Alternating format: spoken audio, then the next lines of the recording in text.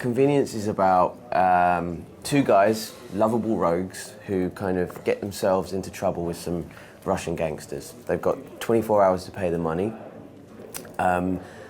or their life is on the line. So basically, they've got 24 hours to pay it back, so they decide to go and rob a petrol station. But when they get there, after holding the place up, they realise the safe doesn't open until 6 a.m. So they make the decision to tie up everyone in the shop, put on the uniforms, and work there the night, and kind of sweat it out till 6 a.m.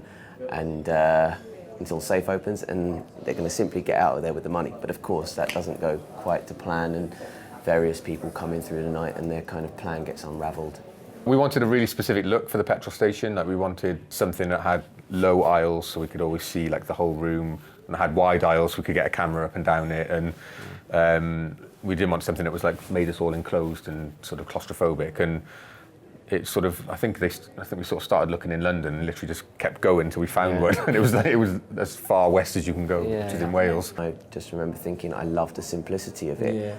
And like with my producer head on, I was like, and also this is really manageable because it's contained in one location, we can shoot it really quickly, we don't have to rely on industry money to make it happen. You know, it's something that I felt I could raise money for quite quickly, independently, not have any red tape to cross, and be creatively in control. And so it kind of ticked all the boxes, and we knew we had this kind of great man on board, and so we were like, let's just do this. And so it was, and then we kind of thrust ourselves into this madness. And that was the kind of mindset for the whole thing, really, however Ray just described it, like being an actor on it, and all the actors that were involved in it definitely had that kind of, that mindset, you know, that we're all just sort of hunkering down and getting the job done as well as we could. Maybe not for the most amount of money we've ever been paid, but it was definitely, you know, pure of heart, and everybody was doing it for the right reasons. From my point of view, it was a dream come true to make my first film and have a cast like that. It was incredible, you know, and have a script like that as well. I really, really lucked out. But yeah, I mean, Ray just was an animal. Just kept getting more people coming in as these amazing, the cameos got better and better, yeah. It's just kind of weird because I'm a cowboy from like Texas, and I'm in Britain or something like that. Everybody has their accent, and I'm the only one. You know, talking like, Jeet yet? Nah, you want to? Aight. So yeah, I mean, it was fun. The boots were hell though. I never wore like heels like that, so. I've done lots of kind of mind-numbingly boring jobs, do you know what I mean? I'm sure you've probably had a few in your time as well. Yeah.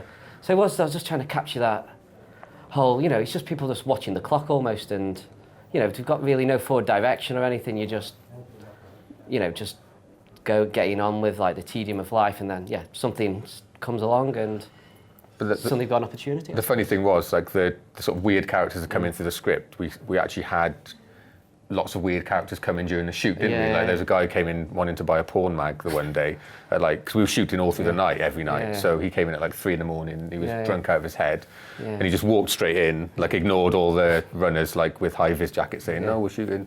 And he just walked all the way into right up to the magazine, picked one off. No, I mean, he didn't care. Respect to him, no shame in that, you know what I mean? Just like, there was about, I'm coming for a porno, and about 50 people around, and he didn't care, he was just going to buy that, and that was it, As I say, it's a completely independent movie, so there was no red tape to cross, so we were allowed to have fun and really push the boundaries with it as much as possible.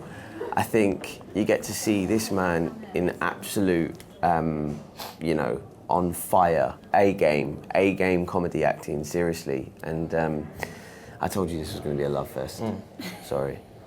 And yeah, and so it's just... And the same applies to him. You're going to see him with this sort of, we're just pulling out your A game. I've got to say something.